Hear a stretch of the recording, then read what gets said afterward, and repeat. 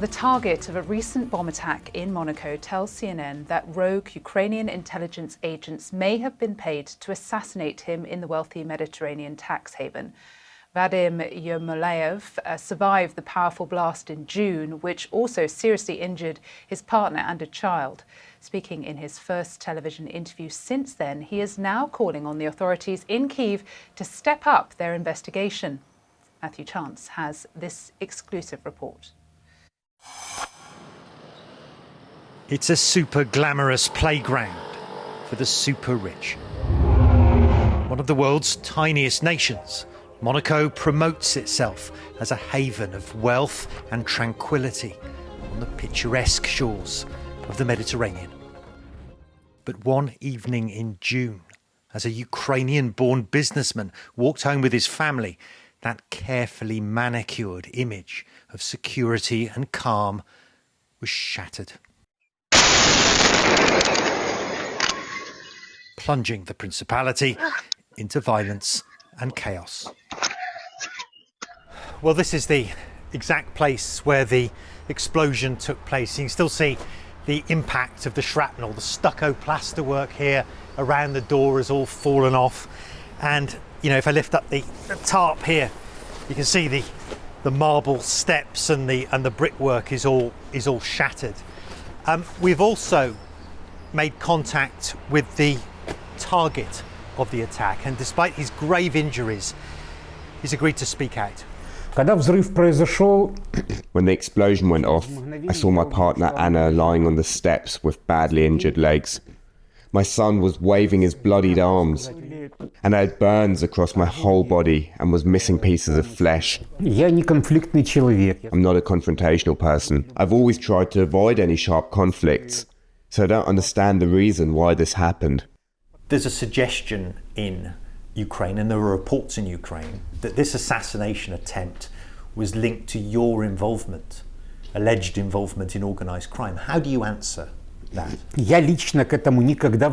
I personally have never in my life had anything to do with that. The Monaco police also asked me if my family could be involved, which was almost funny, as everything I own is already registered to my wife and children. But clearly, someone wanted to send a message. This is the face of the bomber, a 39-year-old single mother from Ukraine, Anastasia Berezovska. She even recorded herself planting the device in what investigators say was part of a complex international plot they're still trying to unravel. Well, these narrow, twisting streets snaking through tiny Monaco are some of the most heavily surveilled anywhere in the world. There are more than 1,400 surveillance cameras basically watching everything anybody does, and a police officer for every 60 residents of the principality. The bombing appears to have been carefully planned to bypass all of that tight security. And Monaco's police department is now under intense pressure to understand what went wrong. Multiple theories are being explored, the police chief admitted, though he refused to elaborate or discuss the glaring connections with Ukraine and its security services. But in a Kiev court, those connections have become impossible to ignore. Two men, a serving officer with Ukrainian military intelligence and a former security agent, now stand accused of executing Anastasia Berezovska and burying the Monaco bomber in a shallow grave after she fled home. For the Ukrainian authorities, fighting a bitter war with Russia, it's a potentially embarrassing link that risks straining relations with its European backers. Ukrainian military intelligence say the suspects are just criminals. I cannot even imagine that because... But fueling speculation, Vadim Yermolayev is sanctioned by Ukraine for doing business with its Russian enemies, though he's ruling out any link to his bombing. Было связано с введением на меня санкций. I can't imagine it had anything to do with the Ukrainian sanctions against me, because that would mean our state is potentially engaged in extrajudicial executions, and I just can't believe that. After the bombing, you accused the Ukrainian security services of being behind it. Is that still your view? Это не мое мнение, просто факты все на это указывают. That's not just my view. All the facts point to it, but I think this was a contracted hit. Я думаю, что все-таки это было какое-то заказное. Someone privately hired military intelligence specialists who know how to do this, and they took it on for money. Специалистам, которые это умеют делать.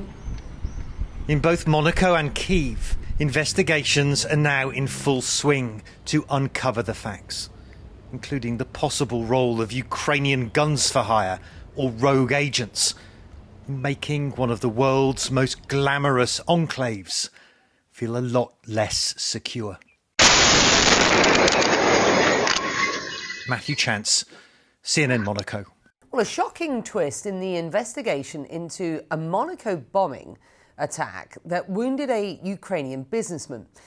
The woman identified by Interpol as the suspect in that bombing has been found shot to death in Ukraine, and authorities say 2 men have been detained in connection with her murder.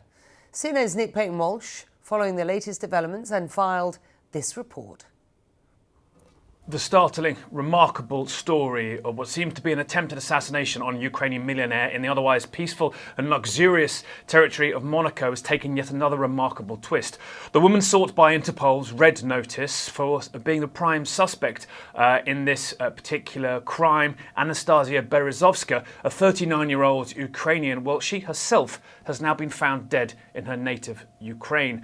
Ukrainian investigators say that they noticed her return to the country on July the 1st, began looking at bank transfers, her general movements and communications. So she was talking to her family, but 2 other men as well. One, a serving Ukrainian intelligence officer from the main intelligence directorate, and one former law enforcement individual. They went to see the Ukrainian intelligence officer, and he, it appears, confessed about this involvement and indeed suggested to the involvement of the former law enforcement officer. That man's house was then searched, and officials say they found what they thought was some kind of torture chamber in his basement. They've released a remarkable video of that particular place. Now, Ms. Berezovska's body was found, it says, according to Ukrainian investigators, with shell casings alongside of it, and indeed the Ukrainian intelligence officer confessed to being party to that particular murder. They are both under arrest, but Ukrainian officials say they're still looking for who may have instigated this particular crime and continuing to investigate.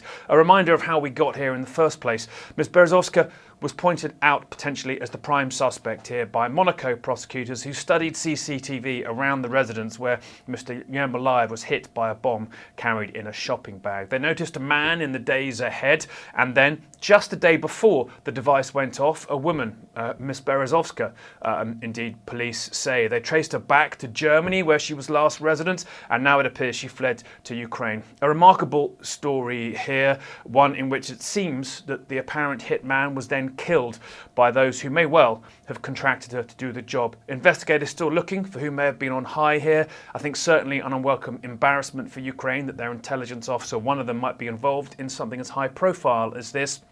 And a sign still, too, that the murkiness, the potential criminal underworld of a former Soviet Union still continues to exist, despite the horrors being inflicted on Ukraine by the war. Exactly why Mr. Yermolayev was indeed targeted, still unclear, but a remarkable moment still for what Monaco considers to be its luxury and safety.